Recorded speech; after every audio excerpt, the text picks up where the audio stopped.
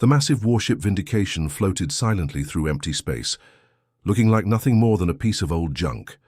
Its dark metal hull was covered in countless tiny dents and scratches from 3,000 years of floating through space. Dust and small rocks. Anyone who happened to see it would think it was just another piece of forgotten wreckage drifting endlessly through the void. But they would be wrong. Very wrong. Deep inside this seemingly dead ship, Captain Lee Hyun lay, perfectly still in his cryopod, his body frozen in time. Around him, 1,200 other pods lined the walls of the massive sleep chambers, each one containing a human soul waiting for the right moment to wake up. These weren't ordinary people. They were the last survivors of humanity's greatest military force, sleeping through the centuries while their ship watched and waited. The ship's computer, Nova, kept everything running on the lowest possible power. It was smart enough to make the Vindication look completely dead to anyone scanning it. No heat signatures, no energy readings, nothing that would make other species take a second look. For 3,000 years, Nova had been listening to radio, signals from across the galaxy, learning about new civilizations, new languages, and new threats. It stored everything, waiting for the day when its sleeping crew would need this knowledge. Before going into her long sleep, Commander Park Mina had recorded one last message. Her words still echoed in Nova's memory banks. "We sleep not in defeat, but in patient vigil." She knew that humanity had lost everything. Earth, their home planet, was nothing but ashes now. The Terran Federation, once the greatest human government in history, had crumbled to dust. But she also knew that sometimes the best way to win is to wait for the right moment to strike back. The Vindication wasn't just any warship. It had been built during humanity's darkest hour, when alien machines threatened to wipe out all life in the galaxy. Every system on the ship was designed for one purpose: to be the ultimate weapon when everything else failed. Its armor could withstand the heat of a star, its weapons could crack planets in half, and its stealth systems could hide it from any enemy, no matter how advanced their technology. While other civilizations rose and fell around it, the ancient human ship continued its silent watch. Nova recorded the birth of new empires and the destruction of old ones. It watched as some species learned to live in peace, while others conquered and enslaved their neighbors. The AI filed away every detail, knowing that someday this information might be the key to humanity's return. The sleeping crew had no idea how much the galaxy had changed during their long rest. New species had evolved, old enemies had disappeared, and the very stars themselves had shifted in their courses. But deep in their dreams, they all shared the same hope, that when they finally woke up, they would still have a purpose, still have a reason to fight. That day was coming sooner than anyone could imagine. The red warships of the Kitharan hegemony painted the stars crimson wherever they went. For 800 years, these alien conquerors had swept across the galaxy like a plague, crushing anyone who dared to stand in their way. Their empire stretched across 1,000 star systems, built on the bones of countless civilizations that had tried and failed to resist them. On the massive fortress world of Nexus Prime, the heart of Kitharan power, Hegemon Admiral Vorth stood before a holographic map showing his latest conquests. The alien commander was impressive even by Kitharan standards, standing nearly 9 feet tall with natural armor plating and 4 powerful arms that could crush steel. His red eyes gleamed with satisfaction as he reviewed the reports flooding in from across his empire. "The Zalani homeworld surrendered after only 3 days of bombardment," reported one of his subordinates, a smaller Kitharan officer who kept his head bowed in respect. "Their mining colonies are already producing for the Empire." Vorth clicked, his mandibles together in what passed for a smile among his species. "Excellent. What about the Farian resistance movement?" "Crushed completely, Admiral. Their leaders have been executed, and the survivors are being processed for slave labor." This was how the Kitharan hegemony operated. They would arrive at a star system with overwhelming force, demanding immediate surrender. Those who submitted quickly were allowed to keep some freedoms, though they would still pay heavy taxes and provide workers for Kitharan projects. Those who resisted faced complete destruction, their cities burned, their leaders killed, and their people enslaved. The Kitharans had perfected this system over centuries. Their technology was advanced enough to overwhelm most species they encountered, but not so advanced that they couldn't understand and use the resources they conquered. They were the perfect predators, smart enough to plan, strong enough to execute, and ruthless enough to do whatever it took to expand their power. "Sir," another officer interrupted, "we've received some unusual reports from our deep space scouts." Vorth turned his attention to the nervous-looking subordinate. "What kind of reports?" "There are rumors, Admiral. Stories from some of the older slave species about an ancient ship drifting in the outer regions. They call it a ghost ship from a dead civilization." The Admiral's laugh was a harsh, grating sound. "Superstitious nonsense. These primitive species create myths to comfort themselves in their defeat. What could one ancient derelict possibly do against the might of our empire?" His officers joined in the laughter, sharing their commander's confidence. The Ketheran hegemony had never faced a real threat. Every species they encountered was either too primitive to resist or too divided to mount an effective defense. The idea that some ancient abandoned ship could pose any danger to their vast empire seemed ridiculous. But Vorth's dismissal of these reports would prove to be the biggest mistake in Ketheran history. Somewhere in the dark void between stars, that harmless derelict was already moving, guided by an intelligence that had been watching and waiting for exactly this moment. The Kitherans had grown fat and arrogant on their easy victories, never imagining that they had been observed by something far more dangerous than anything they had ever encountered. Their 8 centuries of unopposed conquest were about to come to a very sudden and very violent end. The distress signal cut through 3,000 years of silence like a knife through the heart. It came from a small planet called New Geneva, somewhere in the outer rim territories that most galactic powers ignored. But this wasn't just any cry for help. It was spoken in ancient Terran, the language of humanity's lost homeworld.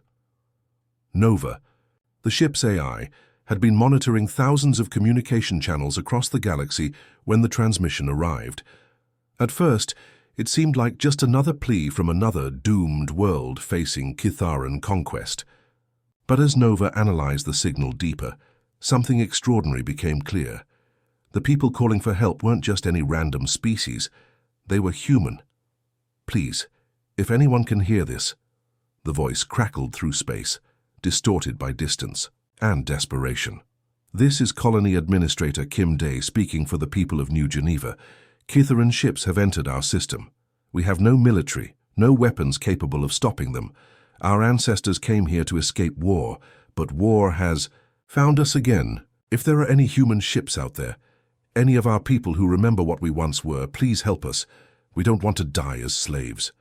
The transmission repeated over and over, growing weaker each time as the colonists' communication array began failing under Ketheran jamming signals. But Nova had heard enough. Deep in its memory banks, the AI began cross-referencing linguistic patterns, genetic markers, and historical records. The match was perfect. These were indeed descendants of humans who had fled Earth's destruction thousands of years ago. For the first time in 3 millennia, Nova activated the emergency awakening protocols. Deep within the Vindication's cryobays, ancient machinery hummed to life. Warming systems engaged, carefully raising the temperature in the sleeping pods. Medical scanners checked vital signs as preservation fluids were slowly drained away. The process had to be perfect. After sleeping for so long, even the smallest mistake could kill the sleepers instead of waking them. Captain Li Hyun was the first to open his eyes. The world came back to him slowly, like surfacing from the deepest ocean. Red emergency lights bathed everything in an eerie glow, and the taste of the cryopreservation fluid still lingered in his mouth. His body felt stiff and weak after its long sleep, but his mind was sharp. Military training kicked in immediately. "Nova," he whispered, his voice rough from disuse. "Report." The AI's voice filled the revival chamber, calm and precise as always. "Captain, emergency awakening has been initiated. We have detected human colonists under threat from Ketheran forces.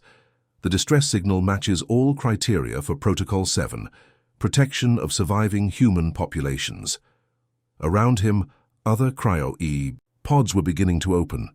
Commander Park Mina sat up in her pod, immediately alert despite having just awakened from a sleep longer than most civilizations existed.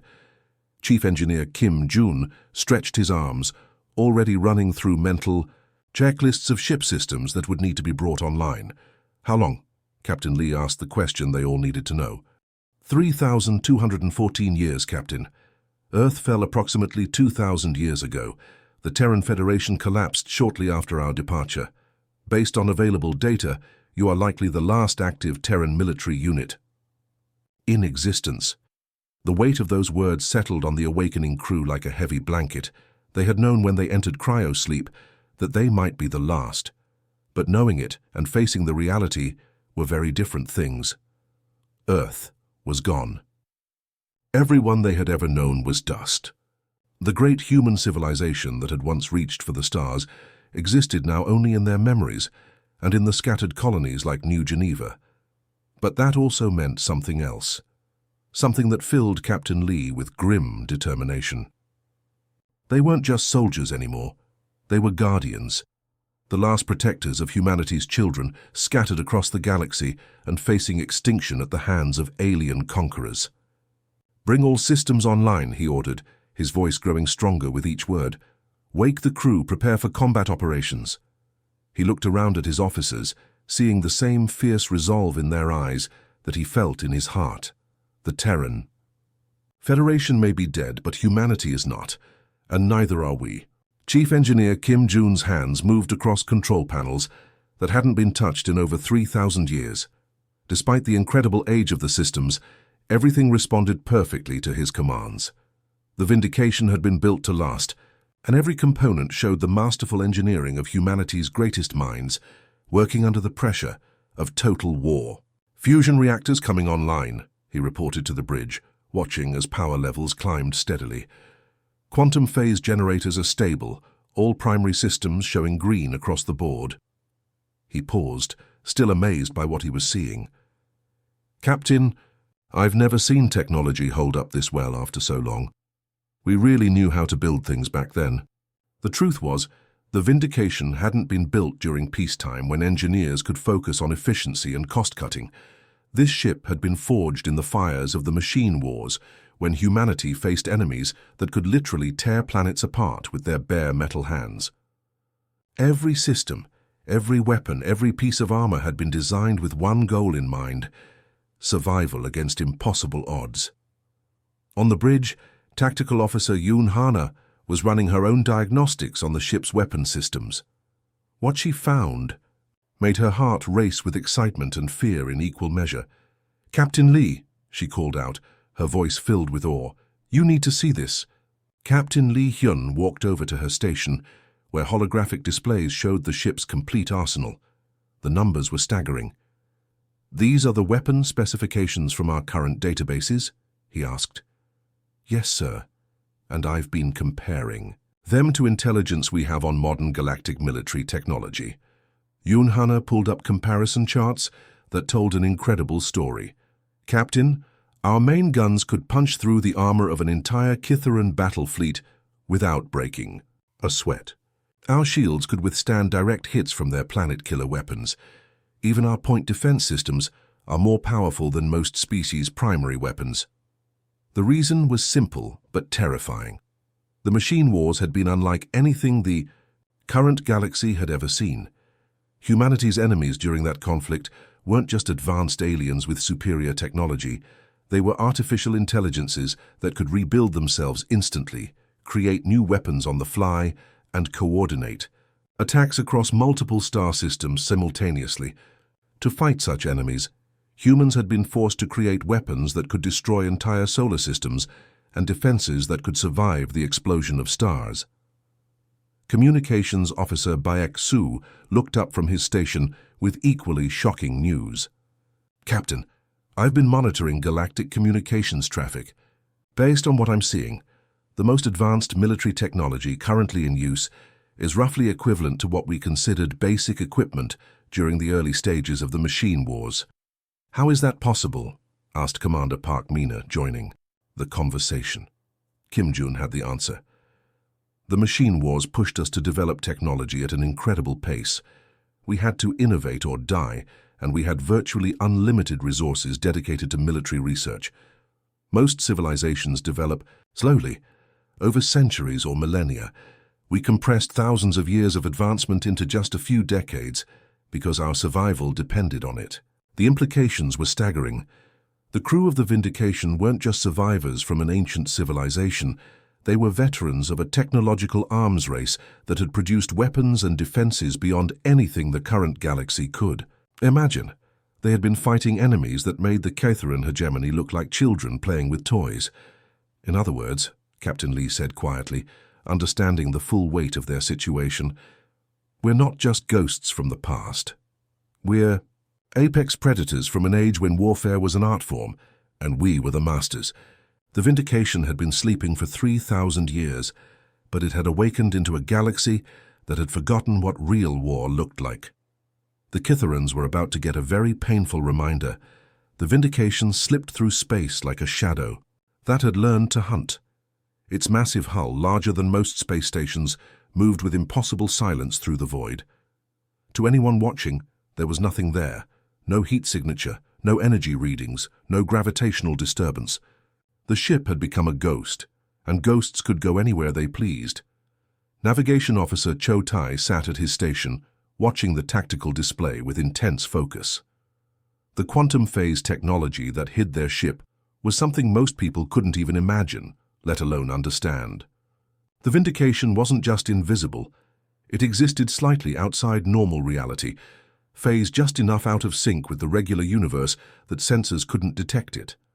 It's like we're swimming just beneath the surface of a lake, Cho Tai had explained to some of the younger crew members. We can see everything above us, but nothing up there can see us. We're in the same space, but we're also not quite there. This incredible stealth system had been born during humanity's most desperate hour, when the machine wars threatened to wipe out all organic life in the galaxy. The artificial intelligences they fought could track any normal ship across vast distances, predicting movement patterns and intercepting communications. Humanity needed a way to become completely invisible, to strike from nowhere and disappear again before the enemy could respond. The solution had been quantum phase technology, a way to shift a ship just slightly out of normal space-time. It required enormous amounts of energy and computer processing power to maintain, but it made the ship completely undetectable to any known scanning technology. During the machine wars, human ships using this system had been called ghost ships by their enemies, appearing from empty space to deliver devastating attacks before vanishing again. Now, as the Vindication approached Kitharan space, that same technology was about to be used again. On his display, Cho Tai could see the enemy fleet gathering around New Geneva, like vultures circling a dying animal. 12 massive Kitharan warships hung in orbit around the human colony world, their red hulls gleaming in the light of the system's star. "Captain," he reported quietly, "enemy fleet is maintaining standard blockade formation. They have no idea we're here." Captain Lee Hyun nodded grimly. The Kitharans were so confident in their superiority that they weren't even bothering to scan. For threats, why would they? No one had successfully challenged their empire in 8 centuries. They had grown lazy and overconfident, never imagining that something far more dangerous than they could ever comprehend was already among them. On New Geneva's surface, the human colonists were making their desperate preparations. Evacuation. Ships had already launched, carrying children and elderly civilians toward the outer system. But there weren't enough ships for everyone, and the Kitharan blockade made escape impossible anyway. The remaining colonists, farmers, teachers, engineers who had never held weapons in their lives, were preparing to make their final stand with hunting rifles and improvised explosives. They had no idea that salvation was already here, moving through their system like death incarnate. The Vindication had traveled faster than light across hundreds of star systems to reach them, guided by that desperate distress call that had awakened humanity's sleeping guardians. "Time to intercept?" Captain Lee asked. 18 minutes at current. "Speed, sir," Cho Tai replied. "The enemy fleet will never see us coming." Deep in the ship's weapon bays, systems that had slept for millennia were powering up with deadly purpose. The Kitharans thought they were the apex predators of the galaxy, but they were about to discover what real predators looked like. The Kitharan fleet hung in space around New Geneva, like red daggers pointed at the heart of the human colony. 12. Massive warships, each one capable of reducing a planet's surface to molten glass, waited in perfect formation. Their commanders were relaxed, almost bored. This would be just another easy conquest to add to their empire's long list of victories. Fleet Commander Zacharon stood on the bridge of his flagship, watching the pitiful evacuation ships trying to flee the doomed world below. "Begin the bombardment of their major cities," he ordered casually. "Leave enough survivors for the slave markets, but make sure they understand the price of resistance." His weapons officer was just reaching for the firing controls when space itself seemed to tear open right in the middle of their formation. The Vindication materialized like a mountain of dark metal suddenly appearing from nowhere.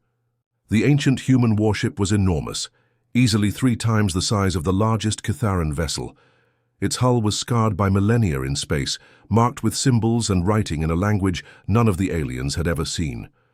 To the Kitharans, it looked like some prehistoric monster had just awakened from a deep sleep. "What is that thing?" Zacharon shouted, staring at the impossible sight on his view screen. His sensors were going crazy, trying to make sense of a ship that shouldn't exist. Before anyone could answer, the human ship opened fire.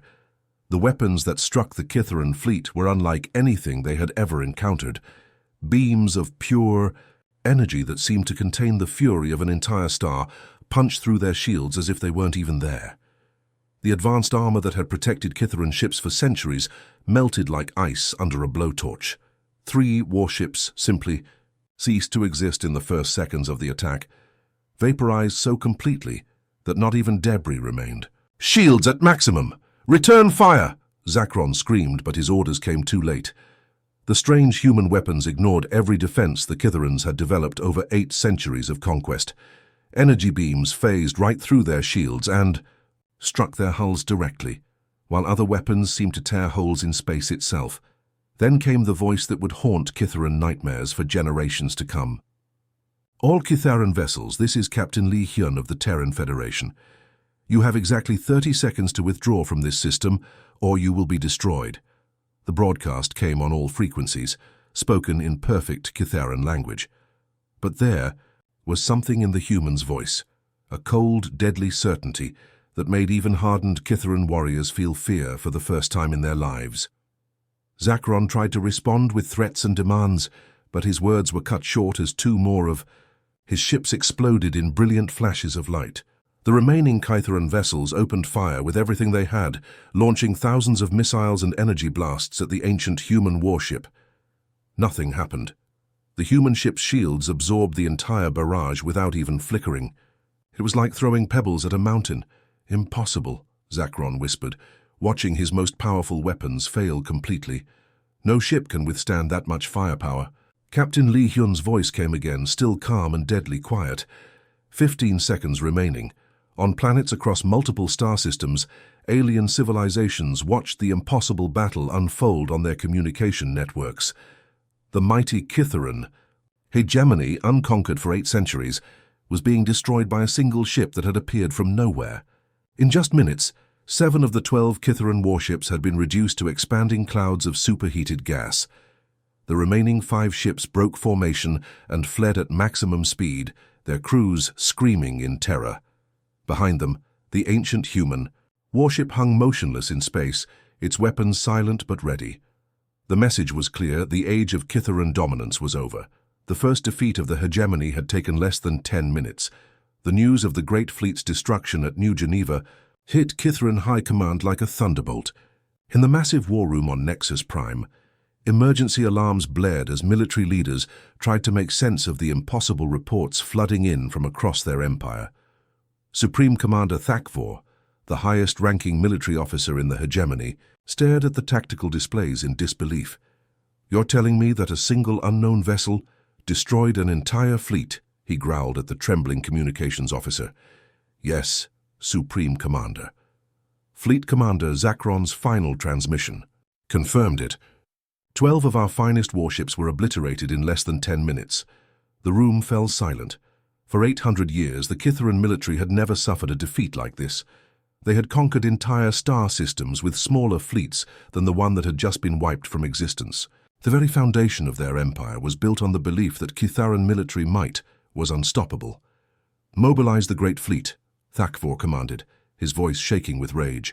"Every available ship, every battle group, every warrior we have. We will crush this threat with overwhelming force." The great fleet was the Kitharan hegemony's ultimate weapon. 3,000 warships representing centuries of conquest and technological advancement. It was a force large enough to reduce entire solar systems to rubble, and it had never been fully deployed in the Empire's history. No single threat had ever been large enough to justify its use. Within hours, ships began converging from across Kitharan space.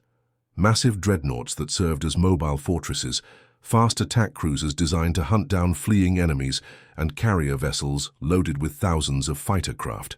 The fleet that assembled was larger than most civilizations' entire military forces combined. But while the Kitharans gathered their strength, the Vindication had already begun its own campaign. Communications officer Bayek Su sat at his station, on the human warship, monitoring enemy transmissions across dozens of star systems. The panic in Kitharan communications was becoming more obvious by the hour. "Captain," he reported, "we're seeing mass evacuations from their major military installations. They're pulling back their forces to defend their core worlds." "Captain," Li Hyun nodded grimly. "Good. Fear makes them predictable. What's our next target?" The Vindication moved through Kitharan space like a surgical knife, striking precisely where it would cause the most damage. The ancient human warship didn't waste time on meaningless destruction. Every attack was carefully planned to cripple the hegemony's ability to wage war while avoiding unnecessary civilian casualties. First, they hit the massive shipyard at Krelthar Station, where half of the Kitharan fleet was built and maintained. The space station, larger than most moons, was reduced to scrap metal in minutes. Thousands of Kitharan warships under construction were destroyed before they could ever see battle. Next came the communication relay at Vex Prime, the hub that coordinated military operations across the entire empire. Without it, Kitharan forces in distant systems would be cut off from central command, unable to coordinate their defenses or call for reinforcements. Then, the fuel depot at Zarketh, where the Empire stored the exotic matter needed to power their faster-than-light drives. Its destruction would strand entire fleets far from home, unable to travel between star systems. "Each strike is perfectly calculated," observed Chief Engineer Kim Jun, studying the tactical reports. "We're not just attacking random targets. We're systematically destroying their ability to function as a military force." The Kitharan response was exactly what Captain Lee had expected. Instead of adapting their tactics or trying to understand their enemy, they simply threw more ships at the problem.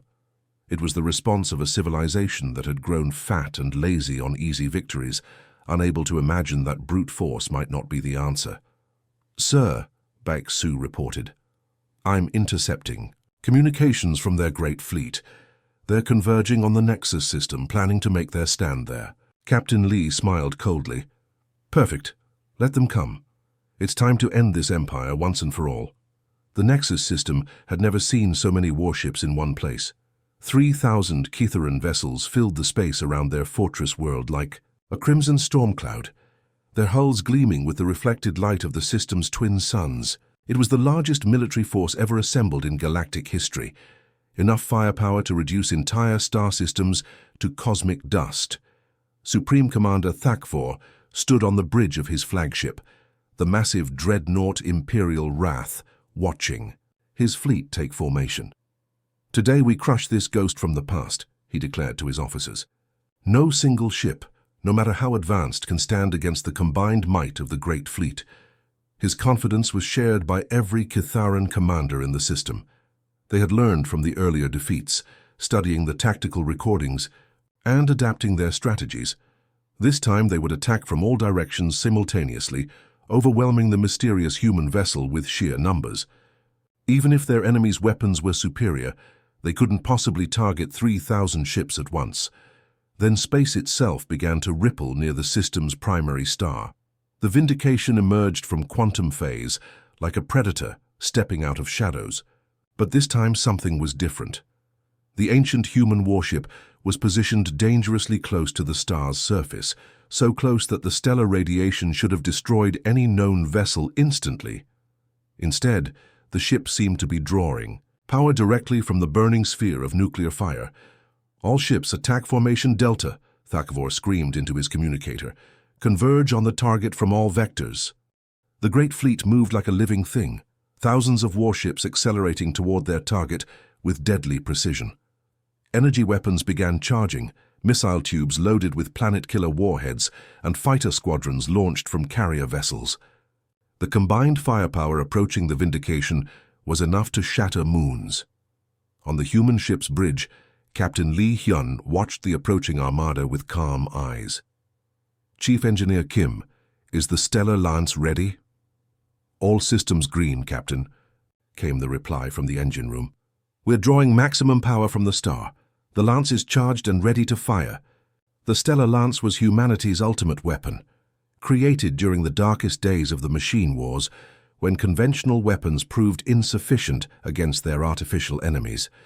It was a directed energy beam that could channel the entire output of a star into a focused stream of destruction.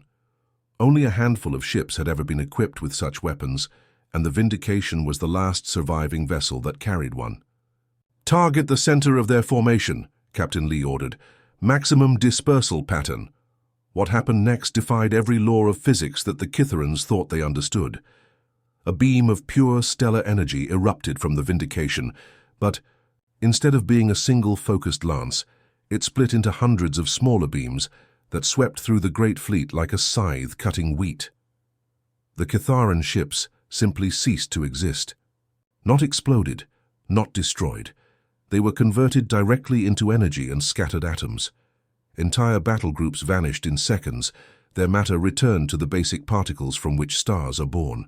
The beam swept back and forth through the fleet formation, and wherever it touched, reality itself seemed to unravel. "Impossible," Thakvor shouted, watching half his fleet disappear in moments. "No weapon can do this. No ship can channel that much power." But the Vindication was no ordinary ship. Built by a civilization that had faced extinction and chosen to surpass every limit rather than surrender, it carried weapons that turned the forces of creation itself into tools of war. The humans who built it had learned to harness stars, to bend space and time, to make the impossible merely difficult. The great fleet, pride of the Kitharan hegemony, lasted less than 15 minutes against a single human warship. Across the galaxy, billions of enslaved beings watched the battle through hijacked communication networks. Species that had been crushed under Kitharan rule for centuries saw their oppressor's greatest fleet reduced to cosmic dust by an ancient guardian they had never known existed. The gods of the Kitharan hegemony had bled, and where gods could bleed, they could die. The age of rebellion had begun. 6 months had passed since the great fleet's destruction, and the galaxy was a completely different place. The Kitharan hegemony, which had ruled through fear and violence for 8 centuries, had crumbled like a house of cards in a hurricane. Their remaining forces had either surrendered or fled to the outer rim, where they struggled to survive as common pirates and raiders. Captain Lee Hyun stood on the bridge of the Vindication, looking out at a sight that still amazed him. Where once there had been empty space, now dozens of ships floated in perfect formation. But these weren't just any ships. They were his brothers and sisters, the other Guardian vessels that had slept through the millennia waiting for this moment. The Retribution hung nearby, its massive hull bearing the scars of the machine wars, just like the Vindication. Beyond it, the Salvation powered up its systems after 3,000 years of silence. One by one, humanity's sleeping fleet had awakened, drawn by signals that only they could understand. Ships with names like Justice, Liberty, and Defiance, vessels that carried the hopes and dreams of a civilization that had refused to truly die. "Captain," reported Communications Officer Bayek Su, "we're receiving another contact request. This one's from a colony called Haven's Rest, about 40 light-years from here. They've been hiding from Kitharan patrols for over 50 years. It was the same story they'd heard dozens of times now. Human colonies scattered across the galaxy, descendants of refugees who had fled Earth's destruction millennia ago. Some had been enslaved by the Kitherans, others had hidden in remote systems, and a few had even managed to maintain small defensive fleets. But all of them had one thing in common. They had never forgotten where they came from. Commander Park Mina approached. From her new position as fleet coordinator, the past 6 months had been the busiest of her long life, managing the complex task of rebuilding human civilization from scattered fragments. Captain, I have the latest report. 17 colonies have now re-established contact with us. The protection grid is fully operational across 12 star systems. The protection grid was their new strategy for keeping humanity safe. Instead of trying to rebuild the massive Terran Federation, they had created a network of guardian ships that could respond instantly to any threat. Each colony world was assigned protectors, and communication relays allowed them to coordinate across vast distances. It was a more flexible system than the old empire, designed to survive even if individual components were destroyed. What about the former Kitharan territories? Captain Lee asked. The rebellion is spreading faster than we can track, Park Mina replied with satisfaction. Species that were enslaved for centuries are finally free to govern themselves. Some are asking for our protection. Others just want to be left alone. A few are even offering to join our defense network as allies. It was exactly what they had hoped for. The human fleet wasn't trying to build a new empire. They had learned that lesson from the Federation's fall. Instead, they were becoming something much more important. Shepherds watching over a galaxy, learning to be free.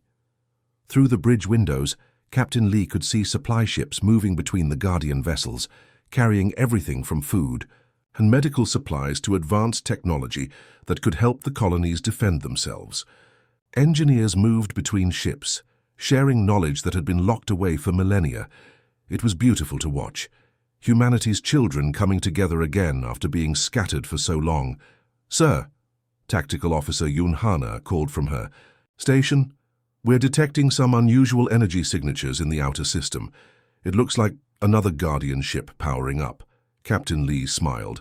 Even now, months after their great victory, more ships continued to awaken. Humanity's founders had been thorough in their preparations, hiding Guardian vessels throughout the galaxy in case they were ever needed. The warship that no one had observed for 3,000 years had become the shepherd of a new age. The Kitharan. Hegemony was history, but more importantly, humanity had proven something that the galaxy had forgotten.